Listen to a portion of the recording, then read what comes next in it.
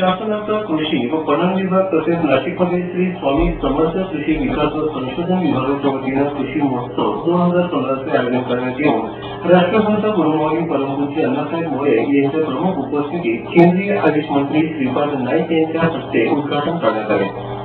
शेतीसाठी रासायनिक खतांचा वापर प्रचंड प्रमाणावर वाढला असून त्याचा विपरीत परिणाम मानवी जीवनावर होत आहे।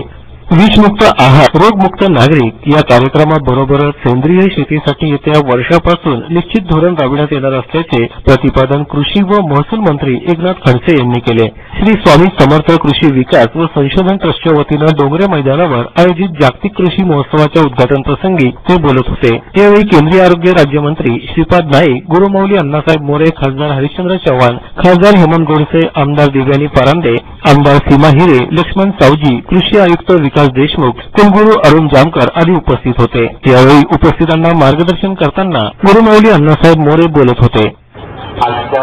अत्यंत शोभनीय यात खरं तर देशात गणेश जयंती साजरी होते। या पुण्यभूमीत होणार आहे। या 4 दिवस आपल्याला खूप काही मान्यवर आपलं मनोगत, आपलं ज्ञान स्वप्नापर्यंत पोहोचवणार आहेत। त्यात जलतज्ञानाचा समावेश आहे।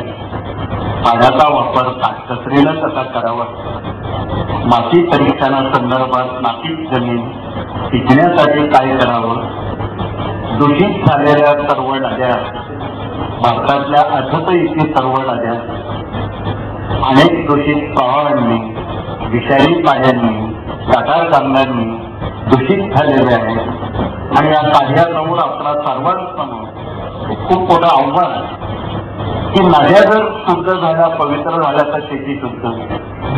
दूषित पाणी जर आपण शेतीला भरलं तर रोगयुक्त शेती जन्माला येईल।